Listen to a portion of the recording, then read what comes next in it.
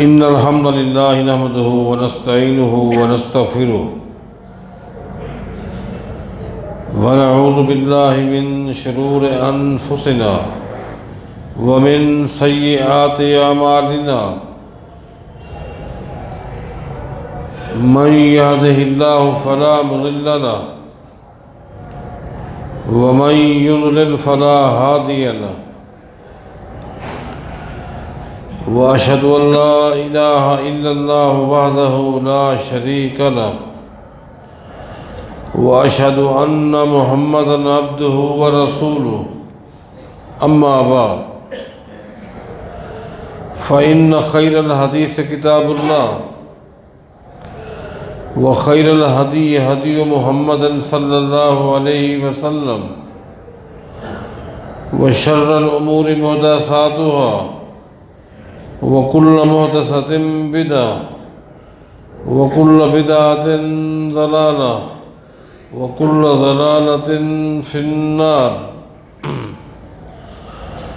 أعوذ بالله من الشيطان الرجيم بسم الله الرحمن الرحيم فليحذر الذين يخالفون عن أمره أن تصيبهم فتنة أو يصيبهم عذاب أليم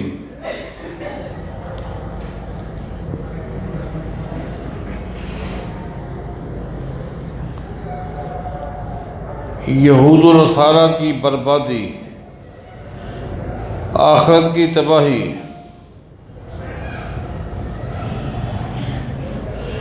حالانکہ وہ لوگ اللہ کو ماننے والے تھے، انبیاء کا کلمہ پڑھنے والے تھے، آسمانی کتابوں پر ان کا ایمان تھا،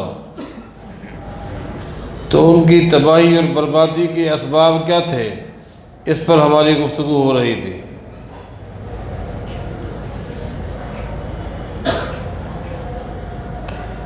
بہت ساری باتیں ہو چکی ہیں۔ ان اسباب میں سے ایک سبب یہ بھی تھا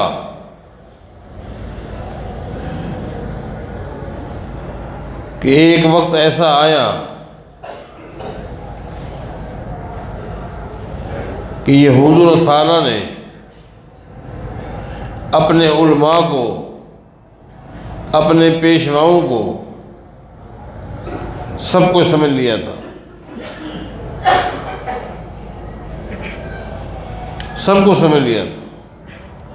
اتخذوا احبارهم ورهبانهم اربابا من دون اللہ،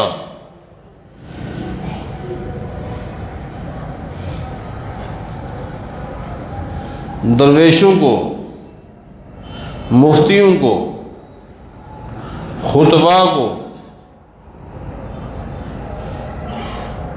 رب بنا رکھا تھا، رب بنا رکھا۔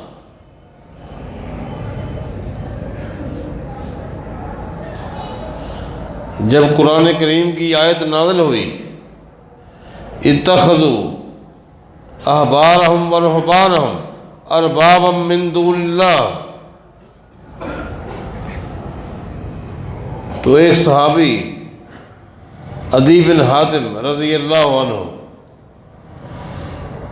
جو یہودیت، جو عیسائیت سے تازہ اسلام میں داخل ہوئے تھے،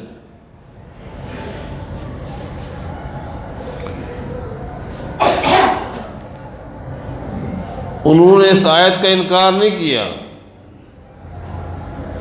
لیکن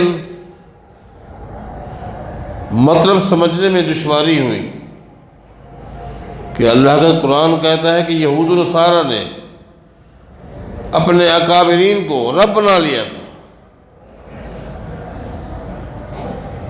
آخر وہ شخص نبی علیہ السلام کی خدمت میں حاضر ہوا، آ کر عرض کی لسنا نعبدہم یا رسول اللہ،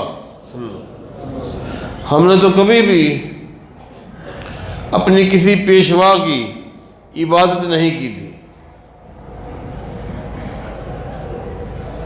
ان کے ذہن میں یہی تھا کہ رب اسی کو کہتے ہیں جس کے آگے جھکا جائے، جس کے آگے سجدہ کیا جائے۔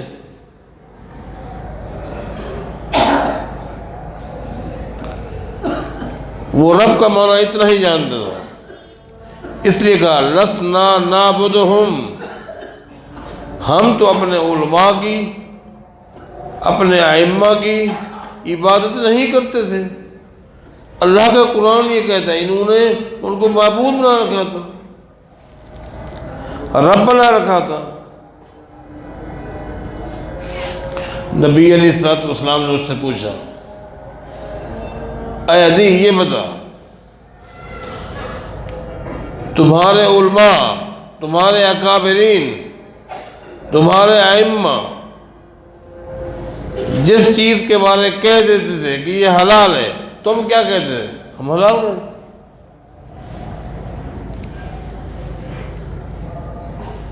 مانتے تھے؟ ہاں جی ہاں، جب علماء نے کہہ دیا ہم تو مانتے تھے، جی ہاں۔ نبی علیہ السلام فرماتے ہیں یہی ان کی عبادت ہے۔ عبادت صرف سجدے کا نام نہیں ہے،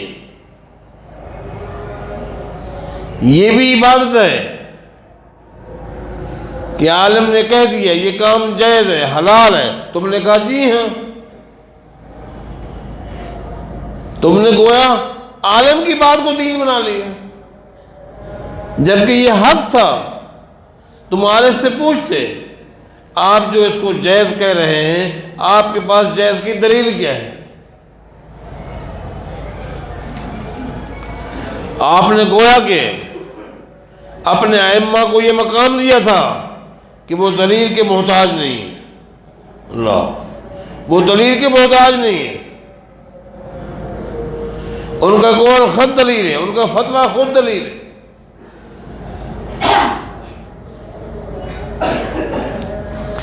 یہود و نصارہ پر ایک وقت آیا تھا احترام میں، تبرکاً، ان کے پاس، ان کے گھروں میں، ان کے دفتروں میں، ان کے مراکز میں تورات بھی ہوتی، انجیل بھی ہوتی، تبرکاً ان کے گھروں میں یہ کتابیں تھیں، ان کا احترام کرتے تھے۔ لیکن عقیدہ کہاں سے لینا ہے؟ علماء کی لکھی ہوئی کتابیں۔ عمل کہاں سے لینا ہے؟ اخلاقیات، خوشی غمی کا طریقہ کہاں سے لینا ہے؟ علماء کی لکھی ہوئی کتابیں۔ اس چیز نے یہود و نصارہ کو برباد کیا۔ امام ابن الجوزی رحمہ اللہ نے مناقب عمر کے اندر ایک اثر نقل کی ہے جو بارہا آپ سن چکے ہیں۔ امیر عمر رضی اللہ تعالیٰ عنہ کے دور خلافت میں جب مدائن کا علاقہ فتح ہوا، امیر عمر کے پاس جو علاقے فتح ہوتے رپورٹیں آ رہی تھی، مدائن فتح ہو گیا ہے، رپورٹ لے کر ایک آدمی پہنچ گیا۔ اس رپورٹ میں اس شخص نے ایک بات بتائی امیر عمر کو رضی اللہ عنہ، انا فتحنا مدائن، مبارک ہو امیر المومنین، آپ کو مبارک ہو، مدائن کا علاقہ فتح ہو گیا۔ ٹھیک ہے، آگے کہتے ہیں فَأَصَبْنَا كِتَابًا، جب ہم نے مدائن کو، علاقے کو فتح کیا ہے، ہمارے ہاتھ میں ایک کتاب آئی، ہمارے ہاتھ میں ایک کتاب آئی، فیہ کلام موجب، اس کتاب میں جو گفتگو ہے، جو کلام ہے، آدمی کو محو کر دیتی ہے۔ بندہ اس کتاب کا گرویدہ ہو جاتا ہے، دل کرتا ہے کہ پڑھتا رہوں یا سنتا رہوں۔ بڑی پرکشش کتاب ہے۔ وہ شخص لگا کتاب کی تعریف کرنے، کتاب کی خوبیاں بیان کرنے رہا۔ جب اس کی گفتگو پوری ہو گئی تو امیر عمر رضی اللہ تعالیٰ عنہ نے اس شخص سے اس کتاب کے حوالے سے صرف ایک سوال کیا، یاد ایک سوال، یہ نہیں پوچھا اس کتاب کا ٹاپک کیا ہے، کیا توحید پر ہے، نہیں پوچھا، عبادات کے متعلق ہے وہ کتاب، نہیں پوچھا، اخلاقیات کے حوالے سے وہ کتاب ہے، نہیں پوچھا، ایک سوال کیا، امن کتاب اللہ، مجھے کوئی ضرورت نہیں پوچھنے کی کہ وہ کتاب جس کی اتنا کشش ہے کس عنوان پر لکھی گئی ہے، مجھے کوئی سروکار نہیں، اتنا بتا امن کتاب اللہ تعالی، کیا اس کتاب کے اندر جو حوالے ہیں جس عنوان پر گفتگو ہے اس میں حوالے اللہ کی وحی کے ہیں کہ نہیں، بس حوالے کتاب والے نے جو حوالے دیے ہوں گے نا، وہ حوالے کس کتاب کے ہیں، اللہ کی وحی کے ہیں، اللہ کی شریعت کے ہیں، قانون کے ہیں، اللہ کے احکام کے ہیں، حوالے کہاں کے ہیں؟ قال اللہ، اس نے کہا نہیں، اس میں کتاب اللہ کا کوئی حوالہ نہیں ہے۔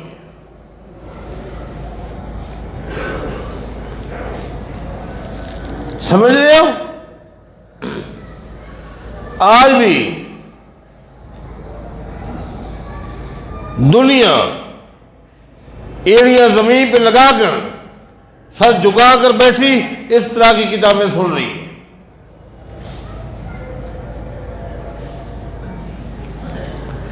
آج بھی یہ حال ہو رہا ہے، سنو،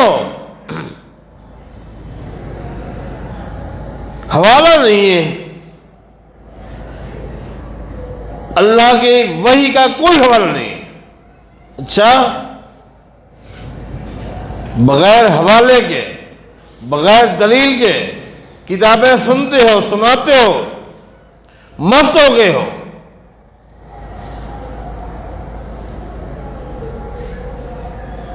جب بندہ حوالوں کا عادی نہیں رہتا، یہ ایسا نشہ ہے کہ شراب کا نشہ بھی ایسا نہیں۔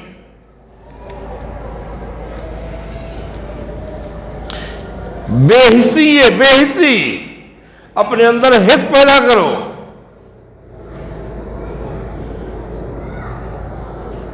سیدنا علی سے پوچھا گیا حس کس کو کہتے ہیں؟ فرماتے کہ لا تنظر من قالا وانظر ماذا قال، حس یہ ہے، بیداری یہ ہے، یہ مت دیکھو بات کرنے والا کون ہے، یہ دیکھو کہ بات کس کی کر رہا ہے، بس۔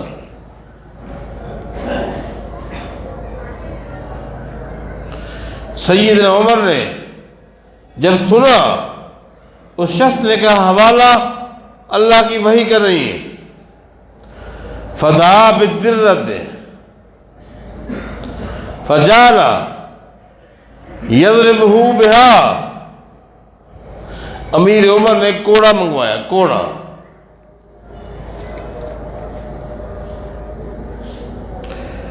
اور اس شخص کو امیر عمر نے خود اٹھ کر کوڑے لگائے۔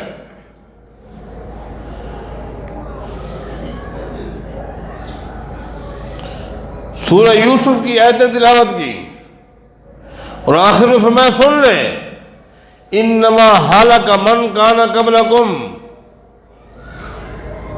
انما ہلک من کان قبلکم، تمہیں پتہ نہیں تم سے پہلی قومیں کیسی برباد ہوئی؟ پہلی قوموں کا جب ذکر آتا ہے اس سے مراد مجوسی نہیں ہوتے، اس سے مراد ہندو نہیں ہوتے، سکھ نہیں ہوتے، پہلی قوموں سے مراد وہ قومیں ہیں جن کے پاس انبیاء آئے اور انہوں نے انبیاء کا کلمہ پڑھا، یہود و نصارہ۔ انما ہلک من کان قبلکم، تمہیں پتہ نہیں تم سے پہلی قومیں کس طرح برباد ہو گئی۔ انہم، امیر عمر فرمائے انہم اقبلوا علی کتب علمائہم وترکوا التوراۃ والانجیل۔ یہود و نصارہ کی بربادی کا سبب یہ نقطہ بنا کہ انہوں نے علماء کی لکھی ہوئی کتابوں کو سب کو سمجھ لیا۔ یہ ہے بات، علماء نے جو کچھ لکھا ختم۔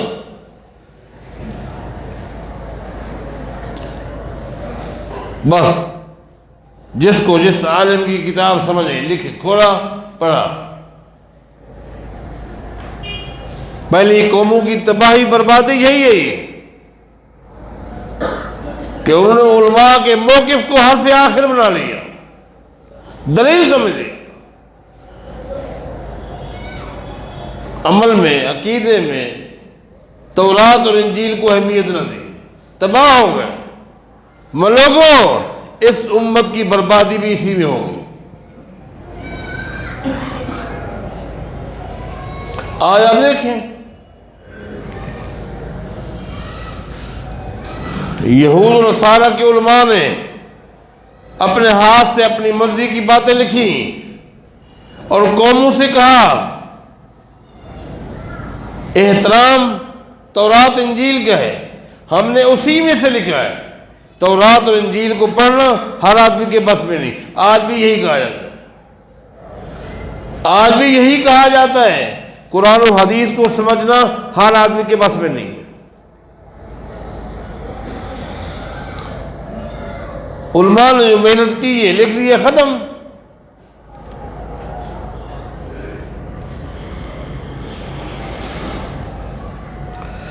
میں نے گزشتہ جمعہ آپ کو مسلمانوں کے پہلے خلیفہ ابو بکر صدیق رضی اللہ تعالیٰ عنہ کا دور خلافت کا پہلا خطبہ سنایا تھا۔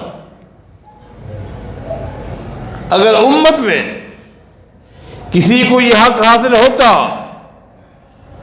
کہ اس کا فتویٰ بھی دین، اس کا فیصلہ بھی دین، اس کا قول بھی دین، اس کا فعل بھی دین، اس کی رائے بھی دین، تو اس امت میں سب سے پہلے یہ حق ابو بکر صدیق کا تھا رضی اللہ عنہ۔ لیکن کیا فرمایا؟ آپ نے سن لیا، پہلے خطبے میں کیا کہہ دیا آپ نے گزشتہ جمعہ نوٹ کر لیا۔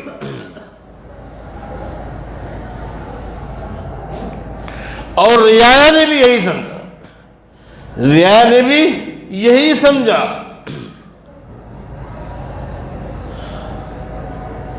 کہ ابو بکر کی بات دلیل نہیں ہے، یہی سمجھا۔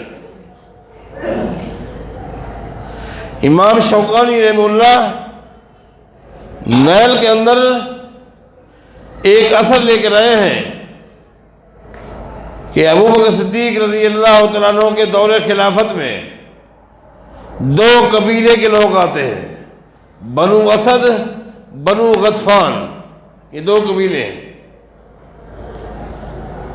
ان دو قبیلوں کے لوگ وفد کی شکل میں ابو بکر صدیق کے پاس آتے ہیں رضی اللہ عنہ۔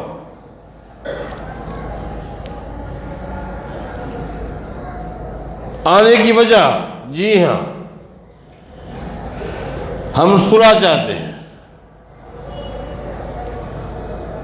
ہم صلح چاہتے ہیں، ہمارے ہاتھوں آپ لوگوں کا اور آپ لوگوں کے ہاتھوں ہمارا بے انتہا نقصان ہو چکا ہے، بہت جانیں ضائع ہو چکے ہیں، ہم صلح کے لیے ہیں۔ ابو بکر صدیق رضی اللہ تعالیٰ عنہ نے فرمایا ٹھیک ہے، صلح کرتے ہیں، لیکن ہماری کچھ شرائط ہیں۔ ابو بکر صدیق رضی اللہ تعالیٰ عنہ نے وہ شرائط رکھی۔ ان شرائط میں ایک شرط یہ بھی رکھی، تدون قتلانا وتکون قتلاکم فی النار۔ ابو بکر صدیق رضی اللہ تعالیٰ عنہ نے فرمایا تدون قتلانا وتکون قتلاکم فی النار، آج تک تمہارے جتنے بندے ہمارے ہاتھوں مر گئے وہ سب جہنم میں گئے، وہ سب جہنم میں گئے، وہ جہنم کا ایندھن بنے۔ لیکن تدون قتلانا، آج تک تمہارے ہاتھوں جتنے ہمارے مجاہدین شہید ہوئے ہیں تمہیں ان تمام کی دیت دینی ہوگی۔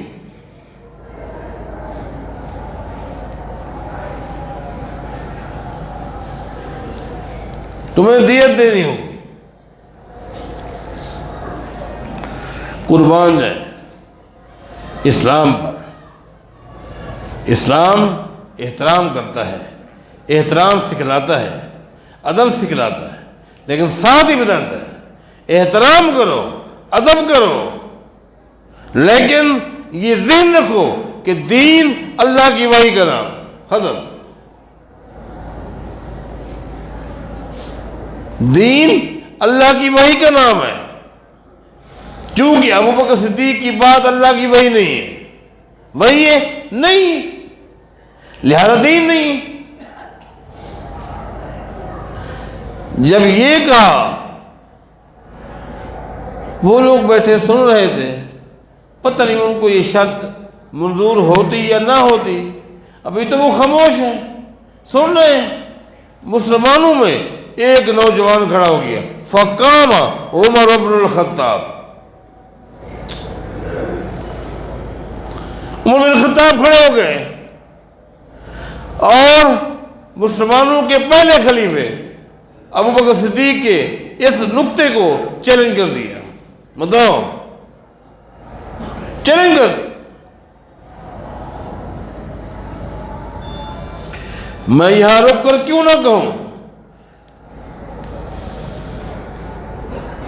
اگر ابوبکر صدیق کی بات کو چیلنج کیا جا سکتا ہے، ابوبکر صدیق کے بعد اس امت کا کوئی ایسا شخص بتاؤ جس کی بات کو چیلنج نہیں کیا جا سکتا، کوئی ہے؟ یہ میں کہتا رہا ہوں، کہہ رہا ہوں اور کہتا رہوں، دین کو سمجھو۔ دنیا کا جو شخص تہجد گزار، صوم و صلات کا پابند، دین کا حافظ، قرآن و حدیث کا حافظ، عالم، فاضل، محدث، فقیہ، مجتہد، اگر میرے پیغمبر کے فیصلے کو چیلنج کرے گا دین سے خرج ہو جائے گا۔ کیوں؟ وہ اللہ کی وحی ہے۔ لیکن عمر بن خطاب ابوبکر صدیق کی اس رائے کو، اس نقطے کو چیلنج کر رہے ہیں۔ کوئی کفر کا فتویٰ لگا سکتا ہے؟ نہیں۔ کیوں؟ اس لیے کہ ابوبکر کی بات وحی نہیں ہے۔ وحی اور غیر وحی میں فرق کرو، سمجھو، کہو۔ بس خالی نمازوں کے ڈھیر لگائے جا رہے ہیں، عقیدے کی فہم نہیں، جبکہ بیس عقیدہ ہے۔ عقیدے کی اصلاح نہ کی، یہ عبادات کچرے کا ڈھیر ہے، کوئی فائدہ نہیں۔ فقام عمر بن الخطاب، عمر کھڑے ہو گئے۔ دنیا دیکھ رہی ہے، دنیا دیکھ رہی ہے، یہ دنیا نقشہ دیکھ رہی ہے کہ پوری دنیا کے مسلمانوں کا حاکم اپنی رائے پیش کر رہا ہے، ان کا نائب عمر بن خطاب چیلنج کر رہا ہے۔ یہ دین ہے، یہ کوئی بے ادبی نہیں، یہ کوئی گستاخی نہیں، اس چیز کی تعلیم ہمیں اسلام نے دی ہے۔ آج امت نے یہ بات نہ سمجھی، بس سر ہلانا سیکھ لیا، سر جھکانا سیکھ لیا۔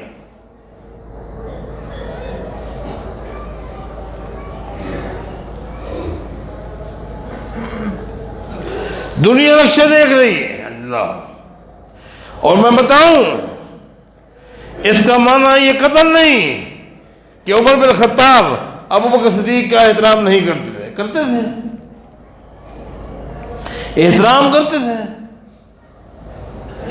میں اکثر تاریخ المدینہ کے حوالے سے ایک واقعہ بیان کیا کرتا ہوں جسے امام ابن شبہ لے کر آئے ہیں کہ امیر عمر رضی اللہ تعالیٰ عنہ کے دفتر میں ایک دن ایک قافلہ آیا، آ کر بیٹھا. اس قافلے کا ایک آدمی اپنے ساتھیوں سے کہنے لگا، دفتر میں بیٹھے، دفتر کیا ہے؟ عمر بن خطاب کا رضی اللہ. ان میں سے ایک شخص نے اپنے ساتھیوں سے کہا، ما رأیت رجلا قط ما رأیت رجلا قط خیرا من عمر. لوگوں میں نے آج تک عمر بن خطاب سے افضل شخص کسی کو نہیں دیکھا. یہ جملہ سیدنا عمر نے سن لیا، اس کو بلایا. میں دفتر میں بیٹھا تھا، قریب آ گیا. سیدنا عمر نے اس سے پوچھا، حل رأیت ابا بکر، کہ تو نے ابو بکر صدیق کو دیکھا تھا؟ حل رأیت ابا بکر، تو نے کبھی ابو بکر صدیق کو دیکھا تھا؟ قال اللہ، اس نے کہا نہیں، ابو بکر کو میں نہیں دیکھا. میں لو رأیتہ لضربتک بصوت، اگر تم نے زندگی میں کبھی ابو بکر صدیق کو دیکھا ہوتا، ابو بکر کو دیکھنے کے بعد اگر مجھے کہتا میں نے عمر سے افضل کسی کو نہیں دیکھا، آج کوڑے مار مار کر تیری کمر سیدھی کر لیتا.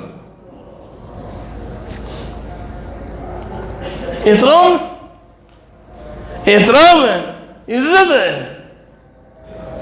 لیکن عزت اور احترام کا معنی جو آج تم نے سمجھا ہے یہ دین نے نہیں بتایا.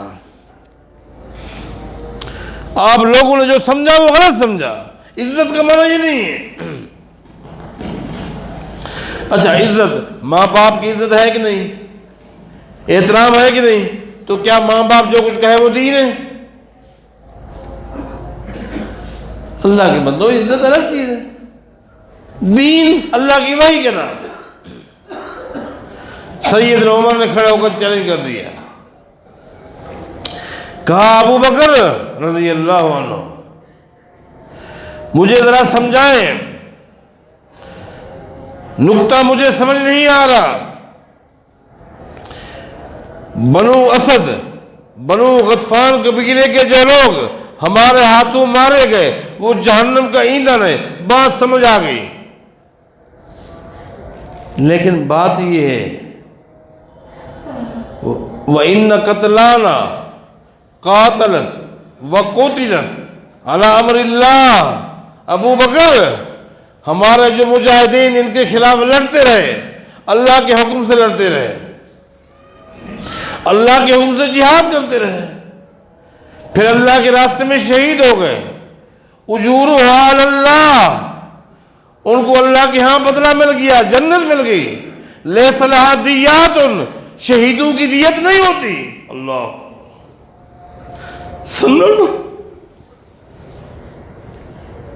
سناٹا تھا،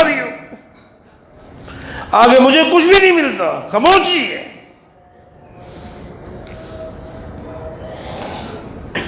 یہ ہے دین. اس امت کی کسی بھی فرد سے غلطی ہو سکتی ہے، یہ ہے عقیدہ. چاہے وہ صحابی ہو، تابعی ہو، امام ہو، فقیہ ہو، اس سے غلطی ہو سکتی ہے. قول میں بھی، فعل میں بھی، فکر میں بھی، رائے میں بھی، فیصلے میں بھی غلطی ہو سکتی ہے. اور جس چیز میں غلطی کے امکانات ہیں وہ دین نہیں ہے.